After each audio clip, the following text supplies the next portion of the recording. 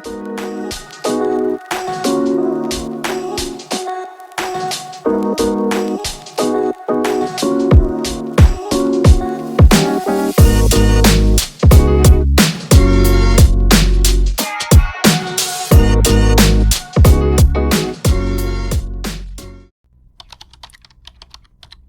Everyone, welcome back to my channel.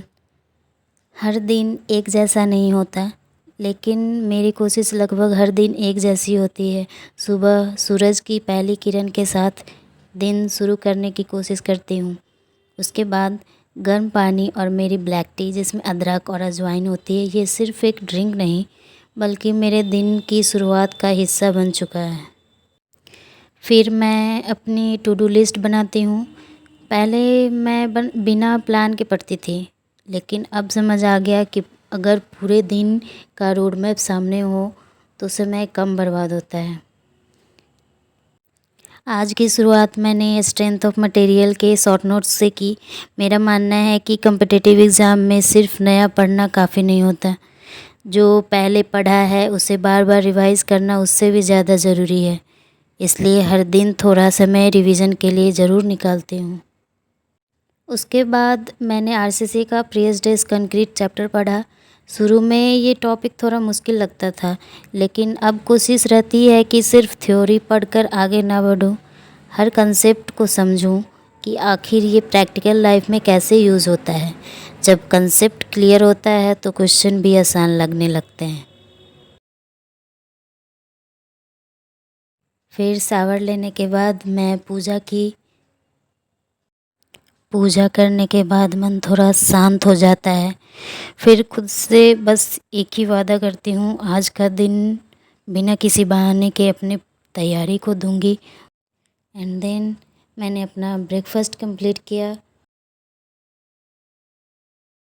उसके बाद मैं वापस अपनी पढ़ाई पर बैठ जाती हूँ। अब बारी थी मैथ्स की। मैथ ऐसा सब्जेक्ट है जिसे रोज़ प्रैक्टिस चाहिए। अगर 2-3 दिन छोड़ दो ना तो स्पीड भी कम हो जाती है और कॉन्फिडेंस भी। इसलिए चाहे कम समय मिले, मैथ्स को मैं लगभग हर दिन टच करने की कोशिश करती हूँ।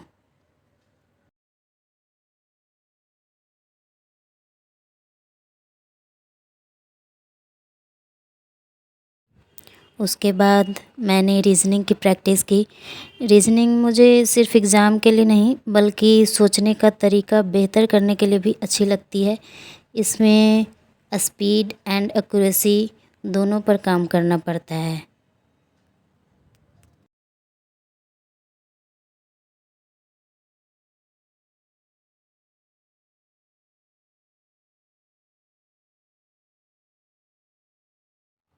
फिर मैंने पॉलिटी के नोट्स बनाए।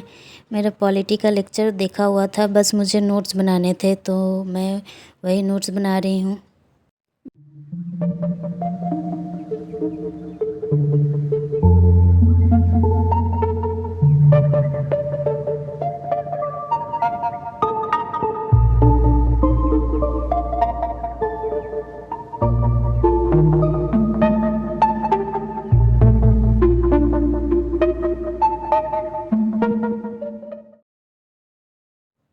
शाम का आसमान देखकर कुछ देर के लिए लगा कि पूरा दिन कब निकल गया पता ही नहीं चला।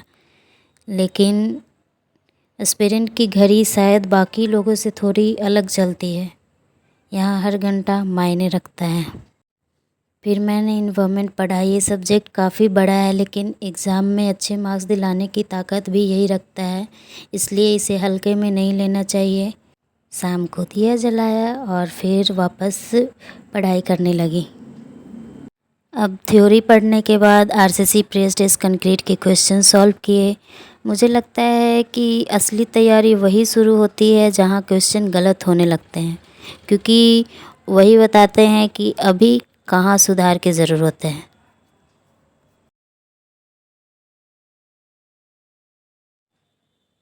रात के खाने में आज नमकीन चावल बनाए।